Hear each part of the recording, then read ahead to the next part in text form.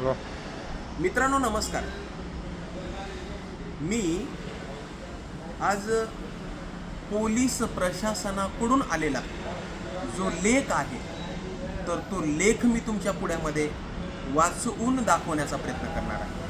कारण पोलीस प्रशासनाकडून जो लेख आहे ना तर तो विद्यार्थ्यांच्या भवितव्याबद्दलचा, विद्यार्थ्यांच्या गुणात्मक विकासाचा, विद्यार्थ्यांच्या भावी आयुष्यासाठी हा लेख आहे आणि तो लेख मी तुम्हाला या ठिकाणी वाचून दाखवणार आहे.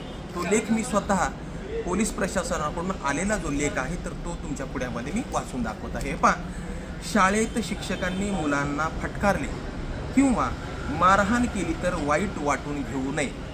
त्यांनी हे समजून घेतले पाहिजे की शाळेत मुलांना मारहाण करणे हे शेवटी पोलिसाकडून मारहाण होण्यापेक्षा चांगले आहे. शिस्तीसाठी ओळखल्या जाणाऱ्या शाळेमध्ये विद्यार्थ्यांच्या केसाची शैली, त्यांच्या वर्तनाबाबत कितीही कडक नियम असले तरीही त्यांच्या वर्तनात कोणतीही सुधारणा दिसून येत नाही.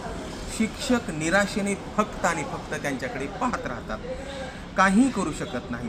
पालकांनी मुलावरील लक्ष आणि नियंत्रण गमावले तर ते अशा प्रकारचे लोक बनतात की शिस्त केवळ शब्दांनी येत नाही, थोडी भीती आणि शिक्षा देखील आवश्यक आहे.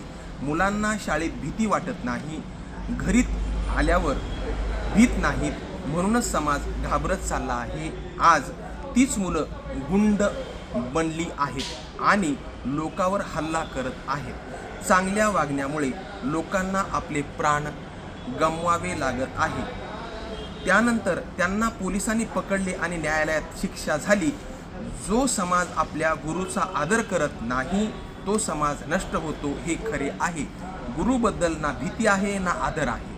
अशा या परिस्थितीबद्दल शिक्षण आणि मूल्य कशी येतील? मला मारू नका, मला शिव्या देऊ नका, मला रागावू नका. ज्याला स्वतःचा अभ्यास करायचा नाही त्याला प्रश्न का विचारायचा? जर वाचनावर व काम पूर्ण करण्यावर भर दिला गेला तर ती शिक्षकाची चूक असेल. 5वी पासून मुलांना विचित्र केसाची शैली, फाटलेल्या जीन्स, भिंतीवर बसणे, जवळून जाणाऱ्या लोकांची चेष्टा करणे अशा सवयी लागतात. जर कोणी म्हटले अरे साहेब येत आहेत तर उत्तर त्या मुलाकडून येतं येऊ द्या ना. काही पालक तर म्हणतात आमच्या मुलाने नाही अभ्यास केला तरीही चालेल, फरक पडणार नाही, पण तुम्ही हात लावायचा नाही. भीतीशिवाय शिक्षण कसे शक्य आहे बरं? शिस्तीशिवाय कोणतेही परिणाम दिसून येत नाहीत. ज्या कोंबडीला भीती नसते ती बाजारात अंडी घालत नाही. आजकालच्या मुलांचे वर्तन असेच झाले आहे. शाळेमध्ये जर एखाद्याने चूक केली तर त्याला शिक्षा करता येत नाही, फटकारता येत नाही किंवा गंभीरपणे समजूनही सांगता येत नाही.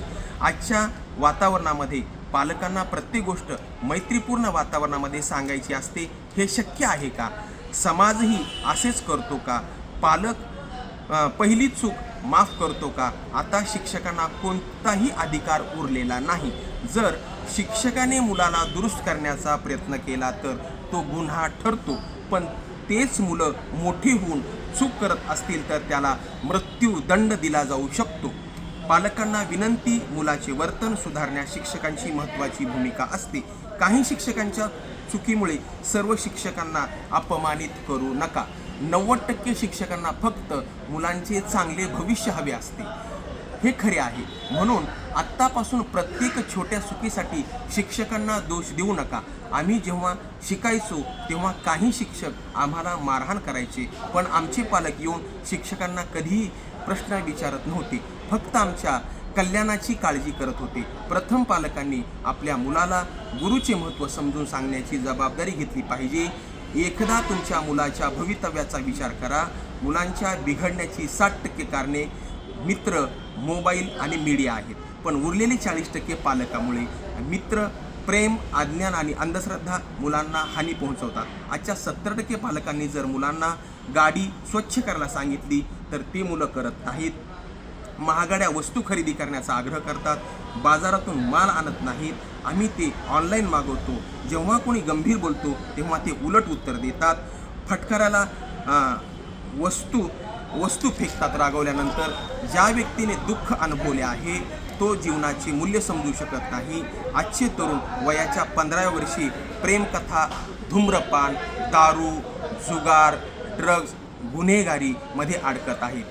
ती मुले आळशी होतात आणि त्यांच्या जीवनात कोणतंही ध्येय नाही. मुलांचे जीवन सुरक्षित ठेवणे ही आपली जबाबदारी आहे. काळजी घेतली नाही तर येणारी पिढी उद्ध्वस्त झाल्याशिवाय राहणार नाही. मुलांच्या भविष्यासाठी आणि चांगल्या आयुष्यासाठी आपल्याला बदल करावाच लागेल. हा जो लेख आहे, हे जे वाचून मी दाखवलं, तर ते पोलीस प्रशासनाकडून आलेलं आहे. म्हणून मला विनंती आहे पालकांना की वर्गामध्ये शिक्षकाने जर रागवलं तर त्या शिक्षकाला कसल्याही प्रकारची आरेरावी कोणत्या पालकाने करू नये, अशी माझी विनंती आहे. म्हणून जास्तीत जास्त हा व्हिडिओ जास्तीत जास्त पालकांपर्यंत शेअर करावा, एवढीच माझी या ठिकाणी विनंती करतो आणि या ठिकाणी थांबतो. धन्यवाद.